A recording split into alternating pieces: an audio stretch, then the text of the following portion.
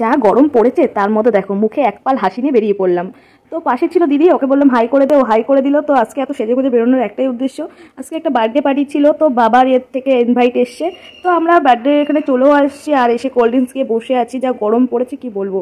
আর এই যে birthday boy এখানে গল্প করছে তার মায়ের সাথে, আর এই দেখো বাচ্চাটা ফুটি খাচ্ছে, আর দেখো কী সব ভাবছে ফুটি খেতে খেতে। তারপর চলে আসলাম স্টার্টারে, এখানে বেবিকর্ন নিলাম, চিকেন কাবাব নিলাম, শিক কাবাব নিলাম। তো এরকম ভিডিও এর আগে কখনো করিনি, তাই একটু নার্ভাস ফিল হচ্ছিল, তো ভয় ভয় লাগছিলো যে কী করবো না ভিডিও করতে পারবো কি না। তো যাই হোক আমি একটু ভিডিও করার চেষ্টা করেছি। আর বেবিকর্নটা দারুণ টেস্ট ছিল, আর এখানে প্রত্যেকটা খাবারই টেস্ট আলাদা আলাদা ছিল। আর এখানে ভিডিও লোকজন সবাই চলে এসে তাদের নিচ্ছিলাম, এখানে বাবারা গল্প করছে।